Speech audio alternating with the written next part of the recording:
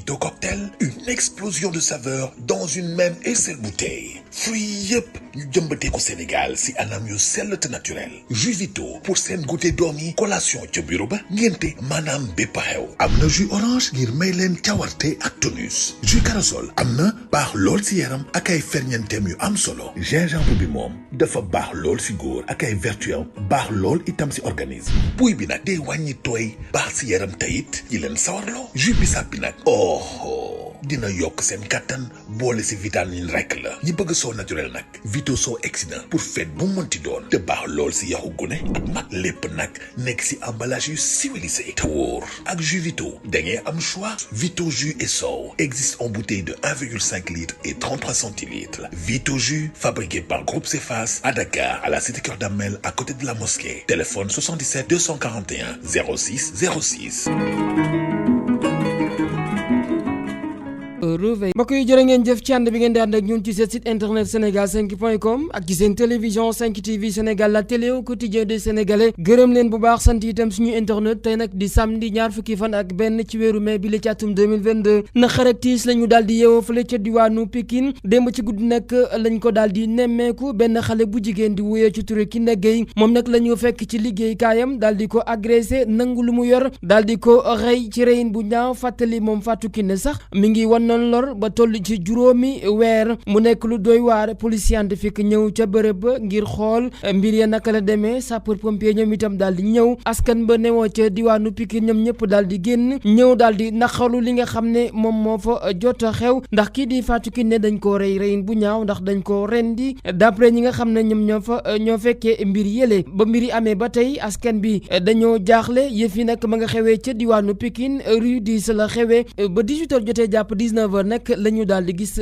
kooru Kiné Gueye jafe woon na lool ambulance bi daal di ko yóbbu ndax population bi yëpp génnoon di jooy yaayam nag kenn mënu ko woon a ndax foo toll di dégg baatam mu naan ñàkk naa doom bu ma yërëm lool ndax ci anam yuñ ko fàtte itam mu nekk lu metti kenn ca dëkkandoo itam ma ngay àddu ca mbir ya ci micro Dakar Buzz nee na moom dañ ko na ko kaay xool li nga xam ne moo xew sa buntu kër mu daal di ñëw xool dugg ci multiservice bi ci la ñëwee daal di xool deret ji nag mu daal di wër ki nga xam ne moom mooy Kiné Gueye jigéen ña nekkee ca gox ba nag ñu ngi ñaawlu li nga moo fa xew ndax ñoom nee nañ lii mosu fee xew dañ ko daan dégg rek waaye ñu ngi koy naqarlu bu baax a baax di gën a ñaax jigéen ñi itam ñu daal di gën a vigilant ci noonu itam kii di Cheikh Omar Talla nekk journaliste ci Sen TV moom nag ci diwaanu Pikine la dëkk ma ngay ñaawlu di naqarlu li nga xam ne moom moo fa am di wax bay tuur ay xewal ndax li fa xewee nee na bërki démb rek la gis ñaari ponkol yéeg ci scooter daal di dàq benn waaye ba mu dugg ci këram nee na dëkk bi kenn amatul sécurité ñu ngi ñaan nguur gi ñu jóg ci mbir yi lee ndax ba corona amee nag dañoo génne armée bi gendarmerie police aar askan bi waaye nag bu lii amee itam nguur gi war na cee jóg ndax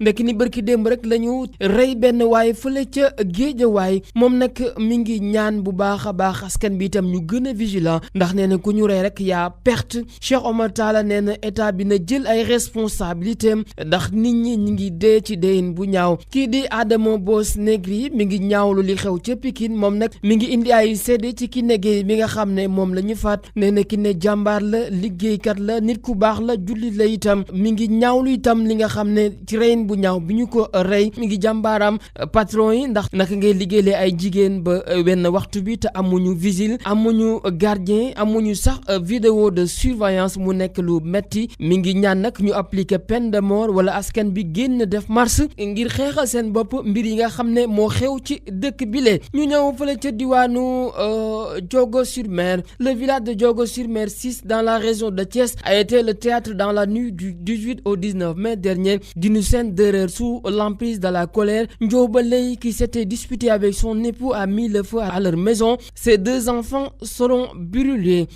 Situé dans la région de Thiès, le village de pêcheurs Diogo-sur-Mer s'est tristement révélé hier par une horrible affaire d'incendie volontaire qui va coûter la vie à 2 enfants, un garçon et une fille, morts calcinés par les flammes. Cette tragédie est d'autant plus atterrante.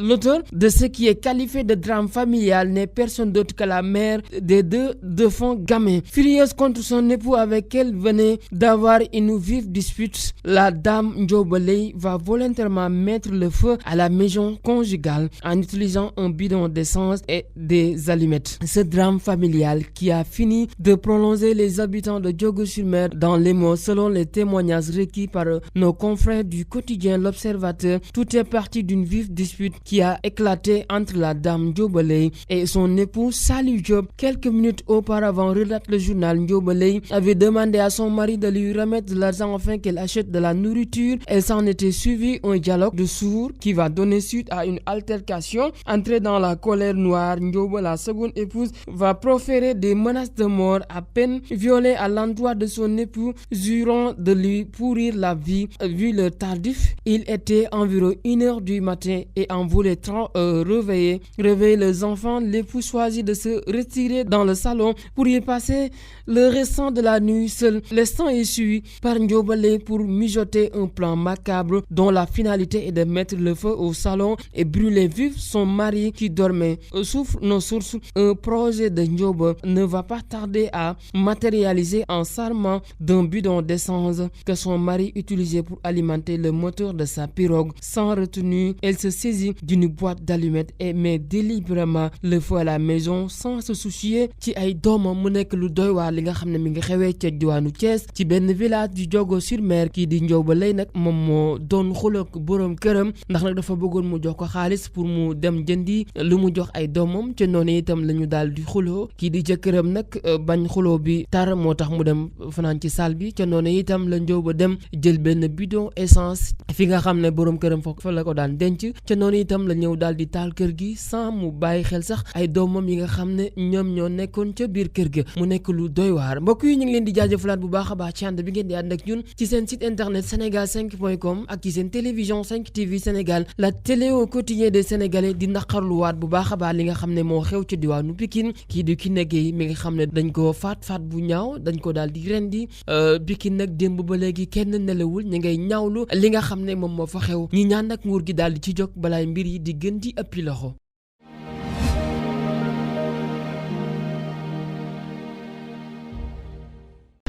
Vito Cocktail, une explosion de saveurs dans une même et seule bouteille. Fruits yëpp ñu jëmbatee ko Sénégal si anam yu sell te naturel. Jus Vito pour seen goûter doom yi, collation ca bureau ba, ngénte maanaam bépp xew. am na jus orange ngir may leen cawarte ak tonus. jus corossol am na, baax lool si yaram ak ay ferñeenteem yu am solo. gingembre bi moom dafa baax lool si góor ak ay vertus baax lool itam si organisme. buy bi nag day wàññi tooy, baax si yaram tayit yi leen sawarloo. jus bisaab bi nag dina yokk seen kattan boole si vitamine rek la. ñi bëgg soo naturel nag Vito soo exsident pour fête bu mënti doon te baax lool si yaxu gune ak mag. lépp nag nekk si emballage yu civilisé te wóor. ak jus Vito da ngeen am choix. Vito jus et sow existe en bouteille de 1,5 litres et 33 centilitres. Vito jus fabriqué par Groupe Cefas à Dakar, à la cité Keur Damel, à côté de la mosquée. Téléphone 77 241 06 06.